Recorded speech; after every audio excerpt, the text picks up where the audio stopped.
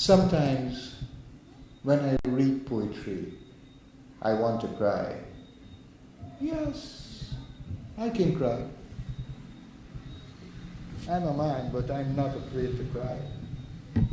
I'm not afraid to shout holler or anything like that. But sometimes some things touch you. Some things touch you so deep that your emotions take over. And there are some writers who can do that to you when you bring certain themes and situations and present it to you. And I think that one of the things that is very important for us to do is to introduce our children to poetry at a very early age.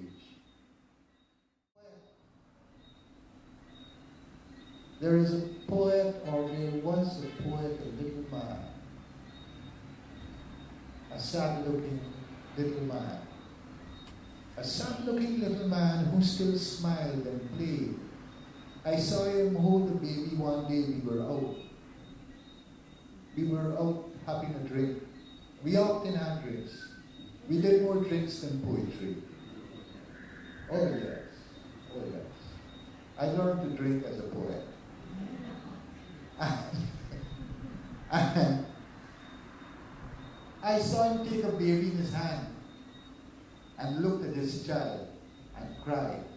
Just looking at the baby, he cried. Paloma has written a beautiful poem about this man. His name was Forrestor.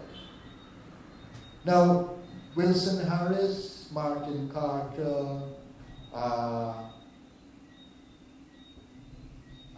Forrestor, Denis Williams, Greaves. Well, yes. They worked together. Mittelhauser, they were all Burmesians. Except I think for Carter. Anyhow, they worked together and spent a lot of time in Burmese and other places. And they lived well together, but however, Faro was a magnificent little man, little but magnificent, big in his mind that you would see him like a giant. And this is what Paloma says about Faro. I first saw him dancing, legs low, arms extended, swooping like a grounded eagle of some kind. A smile, more or less chiefest grin, never left his face the whole time. It seemed as if his amusement stemmed from within, as did the music to which he moved, with a strange and drunken grace. I thought he was a vagrant, and a mad one at that, since he danced where other people spat, a concave chest of bones collecting his own drool and biliary eyes, staring as if he were a fool. I would have known had I been less quick to judge by his garments, which his mind soared above, and this was no ordinary drunk who danced as we watched. I would have known had I searched those bleary eyes that he saw with his soul the ironies of this world. And small man that he was, bending low beneath the innocence he lost, drowned what he knew in the guard's special room. Wonderful poem. Now, all of this is very true of Faro. Paloma captured the essence of the man. I knew Faro intimately. The first time I saw him was a time when I wanted to go and see Martin Carter. I wanted to meet this great poet. I heard so much of it. I didn't know who he was.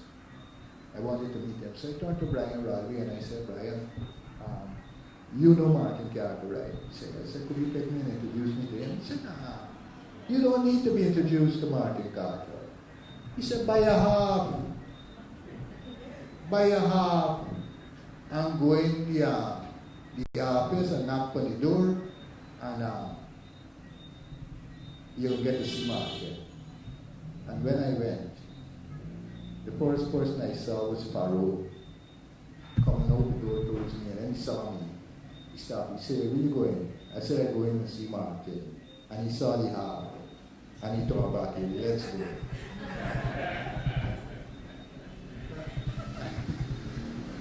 And that was it. So, Paloma, thank you for this wonderful poem on Faro.